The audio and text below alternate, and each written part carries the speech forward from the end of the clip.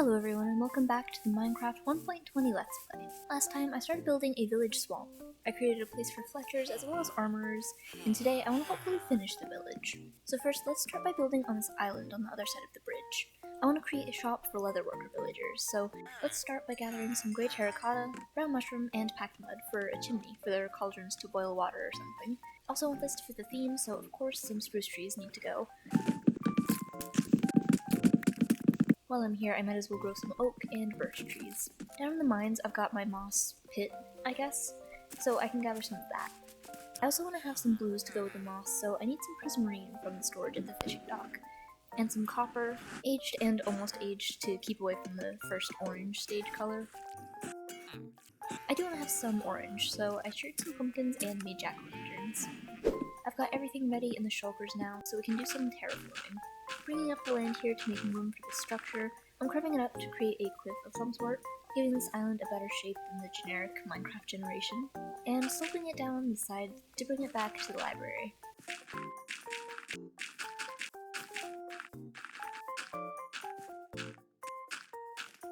And again with the rain, I don't know why. Now that we've got a solid spot to build on, I'll begin the base with some deep slate, using polished deep slate on the corners to make it look fancier. Moving up, I'm using mostly spruce planks to keep the swampy vibe, leaving spaces for some windows. I also want some height to the build, so I'm building up 2 towers using some oak and birch, moving up to a lighter tone of mushroom blocks, but the inside texture of course. I'm hoping the villagers trade for some colorful armor, so I'm making this build pretty colorful with a copper roof. For the outline I've used some acacia, but I also think I'll try to use some slightly different colors than usual with some bricks and granite. Just enough to create a gradient going down here. I'm going to add some planters on the sides with some oak trapdoors and oak leaves. The leatherworker shop is finished on the outside, and before we add villagers, let's add a floor of stone and stone.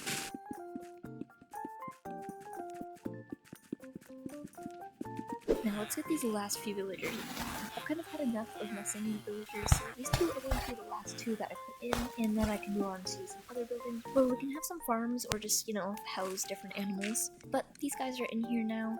I've put them in a dirt enclosure, but I think once I've got this room set up, they can be semi-free-range villagers. First, I'll craft some armor stands, gather in some stone and bricks while I'm here. And I'll go into my general decoration chest and grab some iron bars for the fireplace. Back in here, I'm going to raise this first row of floor up 1 and make a makeshift warped carpet. The next priority is the fireplace. It's, could be better. Starting by getting rid of the dirt, I'll replace it with deep slate, using the iron bars we got, and some cobblestone walls on the side so that it's all the same-ish gray. Next, I'm thinking about maybe using some stained glass. I'm trying to find ways to make this look like a leatherworker's shop by adding different colors like they dyed these things, just because again I am hoping that they sell something interesting. I'm also going to hang a cauldron over the fire, so if one of you could give up yours, that'd be great.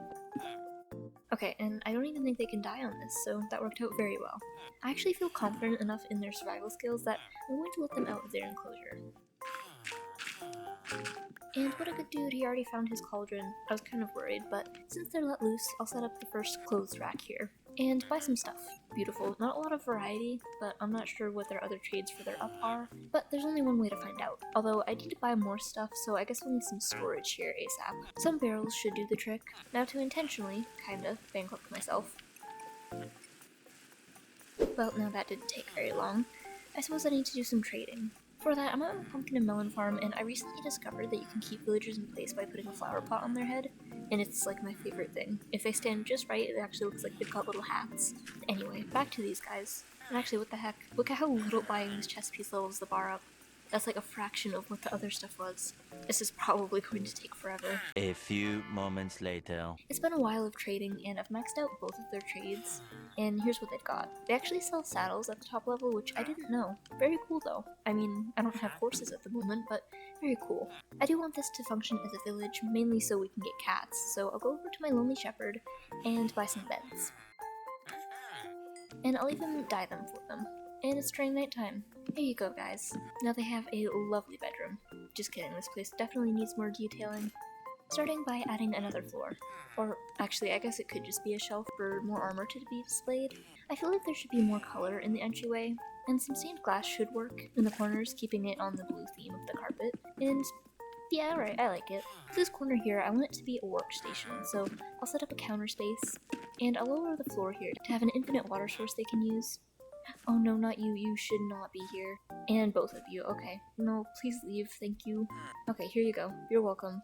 A few little decorations in here, some glowberries on the ceiling growing from the moss, and some plant pots with different flowers and mushrooms because, well, swamp. With that, the leather workshop is finished. I'm glad I was able to level both of them up and get the colorful armor for decorations. Plus, now we actually have access to a lot of saddles, which is great. Before moving on to the next build, I do want to grab a bell that I got last episode and place it in the village so that hopefully that will make this place a little bit more legit. The next house, I want to go right here, and we don't need very many materials that we don't already have.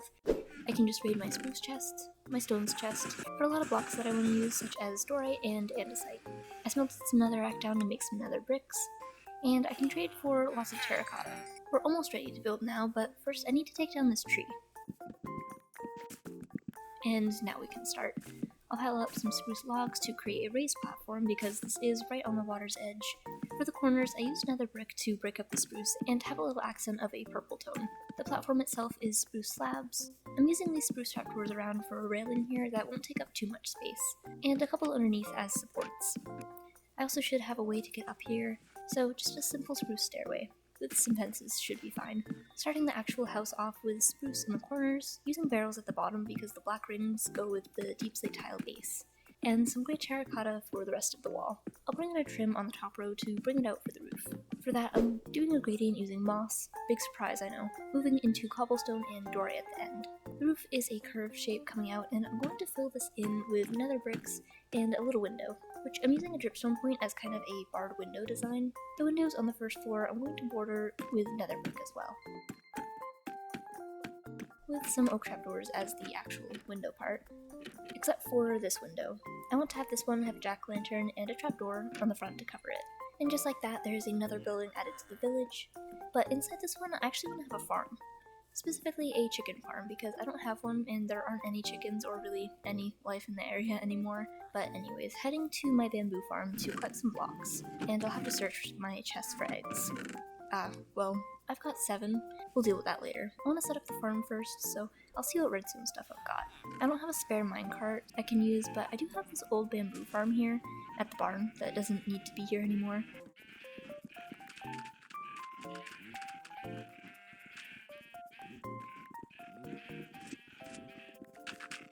And now, miraculously, I've got plenty of stuff.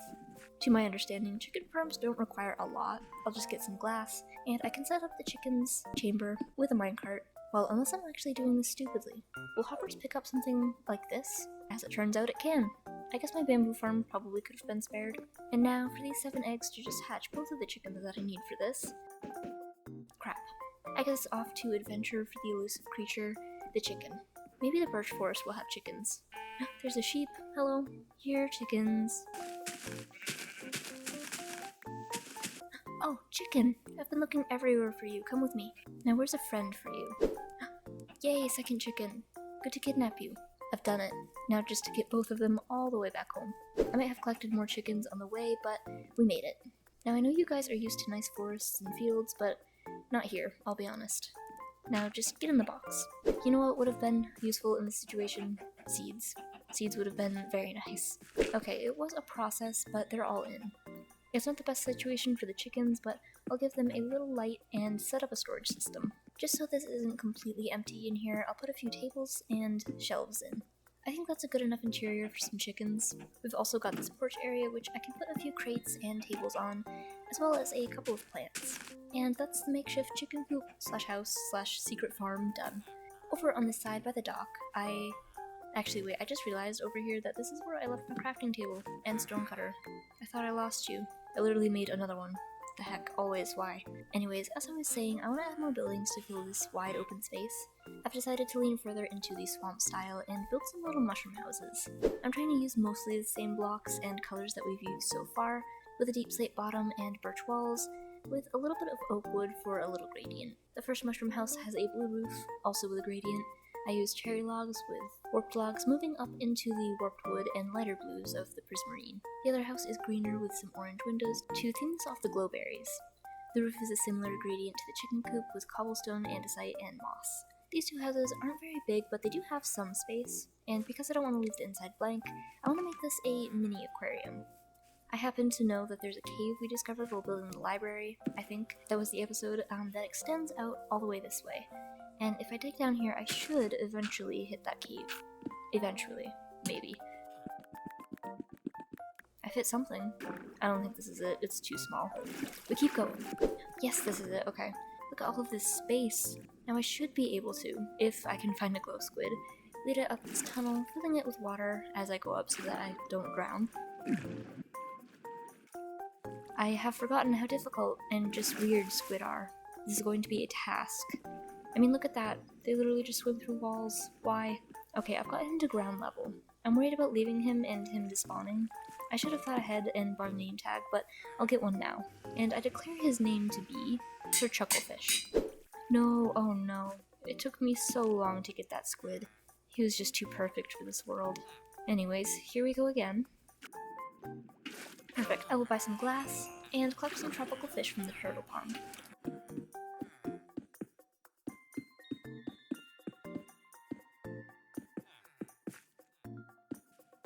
Sir Chucklefish is now in the top of the tank that I've made, now to just fill the rest with water. Okay, listen to me very carefully, Sir Chucklefish. There should be no possible way for you to die up there, okay? I swear, if I come back and he's dead, I will give him some friends up here though. I don't think there's enough aquarium in this space, so let's replace the floor with glass as well.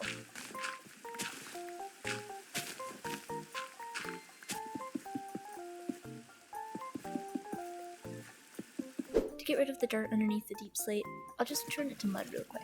I'm thinking since this is so close to the water, we could dig it out a little so that it flows underneath and is a part of the aquarium. I'm going very basic on this, just grabbing some of the random cod buckets from our fishermen, because they have been kind of clogging up all of the barrels, and adding them in here. This building has plenty of fish tanks now, and I'll put some tables in for something that is not decoration fish tanks.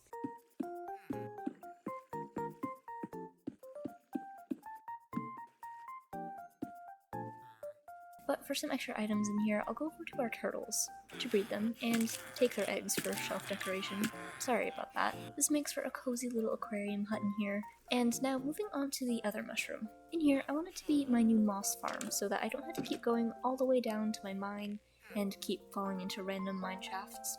First, because it is so dark in here, I want to keep the vibe of a lush cave, going by hanging some glowberries from the ceiling for light. However, I can't bone meal moss at this level because it would mess up the ground. So I'll create a platform inside so that we don't fall to our deaths when walking through the door. Then I can just dig down a few blocks, bringing some ladders with me so that I'm not trapped in the pit.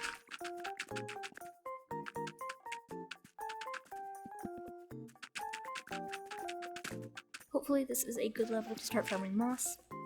And I don't think anything bad has happened, but let's check out here. And I think we're good. While I'm here though, I am going to farm a little bit just to have on hand. Okay, so far this works well. I'm going to leave a item frame with a moss block so that I always have one and don't have to worry about leaving one down there for the future. I'll also set up a chest and fill it with some ladders for later convenience. And because I feel it's absolutely necessary, some flower pots with azaleas in them. Now I think this is a cute little area for a moss farm, and now the two mushroom houses are a full part of the village. But next up, I do want to do something with this hill. First taking the land back a little bit and creating a path. To make it stand out against the darker greens in this biome, I built up an oak stump for the house to be built on. The doorway in the stump is spruce, and it's kind of big for it, honestly, almost taking up the whole entire front. On top of everything so far, I used packed mud bricks as a dull kind of brown tone because the roof is acacia planks, and I didn't want the house to be too vibrant. Since I had to take down yet another swamp tree to build this, I decided to replace it with a custom tree. I tried to keep the same style, having the branches kind of droopy, and I added a whole bunch of vines to it, which will hopefully grow in later. But then it started raining, so that's enough time-lapse for now. Inside the hill, I have big plans, kind of. It's a pretty basic thing, but it requires me to dig out a giant room in here, hopefully not breaking into anything in the process.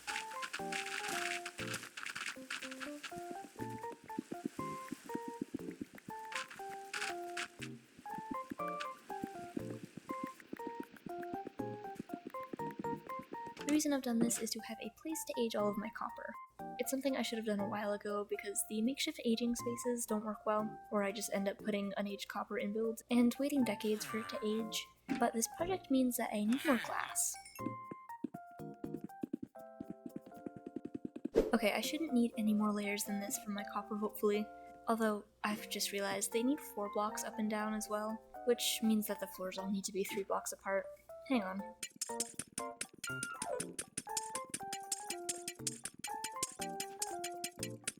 Well, that was a fun little detour. Now that I've put this much time into this, I feel like I need to make it fancier. For that, I'll craft up some stone bricks. And for the lighting, I'll use stairs and lanterns in the middle. Or, well, as close to the middle as possible. And now, just to repeat this on all of the layers. Everything is covered in stone brick, and I think it would be fun to use some tinted glass on the spots that need copper. If I remembered how many layers I just did, I would know how much I need, but it also looks like I don't have that many amethyst shards anyway. Oh, and I also should probably move the ladder out of the corner so that it's not taking up a quarter of the copper spots.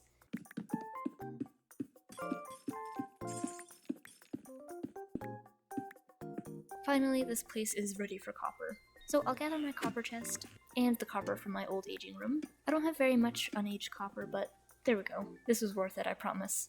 Something that could add to this build is a little copper sign with some acacia trapdoors on the sides to include the orange and blue colors of the copper. Moving on to some smaller additions in the village, I'm gathering some mushroom blocks. My goal here is to get lots of each kind,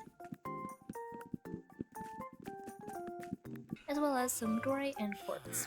And as you might have guessed by the materials, I'm adding some custom mushrooms to the village to add some more plant life and fill the empty spaces. As for the road, I've decided that I don't like the color of the path blocks in the swamp, so let's just change out everything with coarse dirt.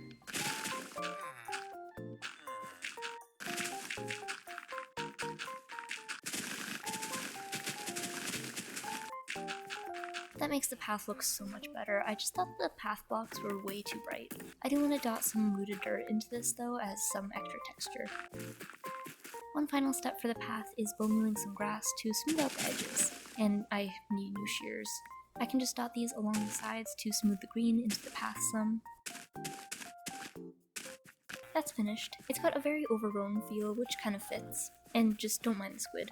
Another detail we can add to make the village seem more lively is a well, starting with some stone brick slabs, some deep slate, and mossy cobble, and a little spruce roof. Finally, a hanging pot and a little pot on the ledge. I'm feeling like digging straight down again for some reason, so let's see if we can dig the well into that underwater cave. Ah yes, we made it. Oh no, I have just flooded my life's work. Well, of this episode, but tragic nonetheless. Oh, it's not that bad. I'm still regretting everything though. Okay, but if we just waterlog these, it should be fine. And yep, it's good. We can also use some small patches of grass to plant some little mini fields. Going more into the agricultural stuff, let's add some simple little carts around carrying wheat and just different things. Maybe on the dock by the armory there can be one transporting coal. And because I can't be stopped, I'm putting another one over here like coal is coming from the ships. Things are looking very detailed, let's say. And to make sure it doesn't get too dark at night, these oversized torches type things can go throughout the street. They're meant to be torches sticking out of the mud, and they're quite tall, on purpose though for the style. But with that, the Swamp Village is done for today's episode. We've done a lot, from leatherworker villager shops, chicken coops, and a couple new farms. But with that, that is all of the time that I've got for today. Thanks for watching, and I will see you in the next video.